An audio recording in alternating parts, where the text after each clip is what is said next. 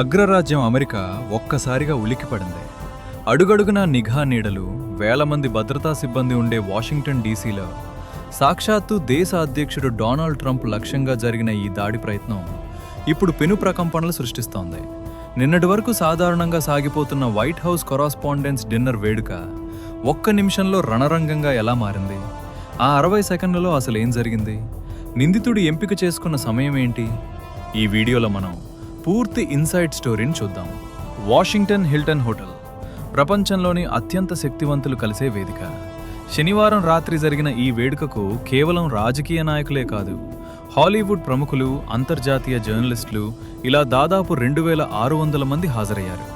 Security పరంగా చూస్తే ఇది అత్యంత కట్టుదిట్టమైన ప్రాంతం. మ్యాగ్నెటోమీటర్లు, స్నిఫర్ డాగ్స్ మరియు వందలాది మంది సాయుధ ఏజెంట్లు పహారా కాస్తుంటారు. కానీ ఇంతటి కట్టుదిట్టమైన భద్రతను ఛేదించి ఒక సాయుధ వ్యక్తి లోపలికి రావటం అందర్నీ ఆశ్చర్యానికి గురిచేస్తోంది. రాత్రి 8:40 అధ్యక్షుడు ట్రంప్ మరియు ప్రథమ మహిళ మెలానియా ట్రంప్ స్టేజ్ మీద ఆసీనులై ఉన్నారు. అప్పుడే మెయిన్ సెక్యూరిటీ చెక్ పాయింట్ వద్ద గందరగోళం మొదలైంది. కాలిఫోర్నియాకు చెందిన 31 ఏళ్ల కోల్ థామస్ ఆలెన్ అనే వ్యక్తి పక్కా ప్లాన్తో హోటల్లోకి చొరబడ్డాడు. అతని వద్ద కేవలం ఒక తుపాకీ మాత్రమే కాదు, ఒక షాట్ గన్, ఒక హ్యాండ్ గన్ మరియు అనేక కత్తులు ఉన్నాయి.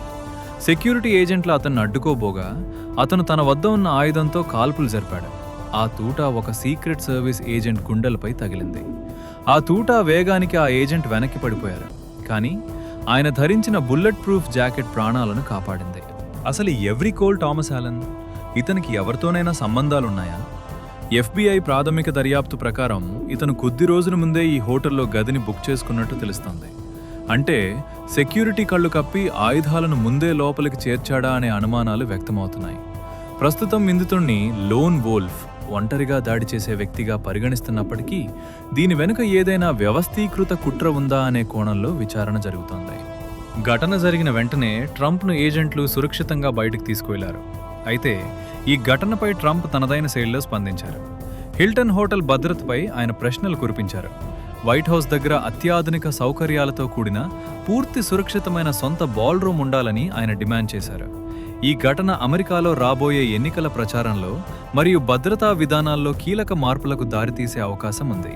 ప్రజాస్వామ్య దేశంలో ఇలాంటి దాడులు జరగడం నిజంగా ఆందోళనకరం. అదృష్టవశాత్తు ఎవరికీ ప్రాణనష్టం జరగలేదు. ఈ భద్రతా వైఫల్యానికి కారణం ఎవరు? నిందితుడికి తగిన శిక్ష పడుతుందా? మీ అభిప్రాయాలను కింద కామెంట్ చేయండి. ఇలాంటి మరిన్ని అంతర్జాతీయ వార్తల కోసం సబ్స్క్రైబ్ చేయడం మర్చిపోకండి.